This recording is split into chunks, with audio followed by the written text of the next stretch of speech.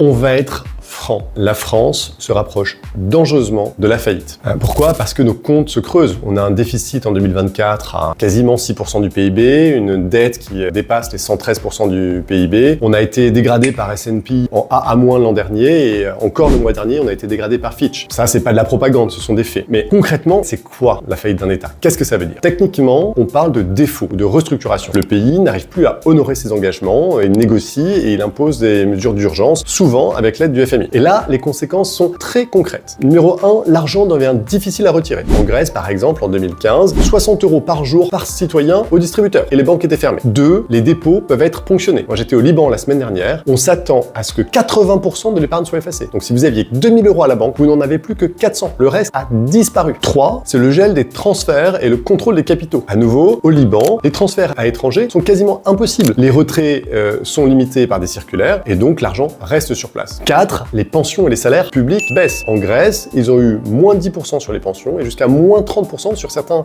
salaires dans le public. 5e point, c'est le chômage, la pauvreté et la santé se dégradent. Il n'y a plus d'argent. Donc après un défaut, on a plus de pauvreté, une situation sanitaire qui se dégrade et on a des effets totalement mesurables. Et enfin, on a parfois des pénuries, des rationnements. Au Sri Lanka en 2022, il y avait plus de carburant, plus de gaz, plus de médicaments. Enfin, c'était la rupture partout. Donc ne dites pas, ça n'arrive qu'aux autres.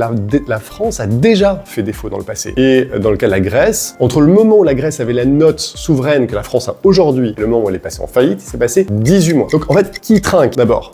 C'est comme toujours, c'est les plus modestes. Quand on peut pas retirer d'argent, quand l'inflation repart, que les aides et les pensions sont rognées, c'est pas les plus riches qui, eux, peuvent déplacer leur épargne ailleurs qui soufflent le plus. Ce sont les ménages qui vivent à découvert, les retraités, les PME qui ont pas de trésorerie. Donc dire il n'y a pas de problème de dette comme le font la majorité des politiques en France aujourd'hui, c'est antisocial, c'est scandaleux. Alors, il y a une bonne nouvelle dans ce schéma, c'est qu'on peut encore éviter le mur. Là, certains pays l'ont fait en coupant dans les gaspillages, en réformant les dépenses, en rétablissant leur crédibilité avant l'accident de crédit. Mais ça, il faut le faire avant que les marchés nous y forcent. Et pour moi, ça n'arrivera pas dans très longtemps. Donc dites-moi en commentaire, pour vous, quelle est la mesure prioritaire pour éviter la faillite? Et à nouveau, si vous aimez ces vidéos, si vous les trouvez intéressantes, abonnez-vous, la suite arrive très vite.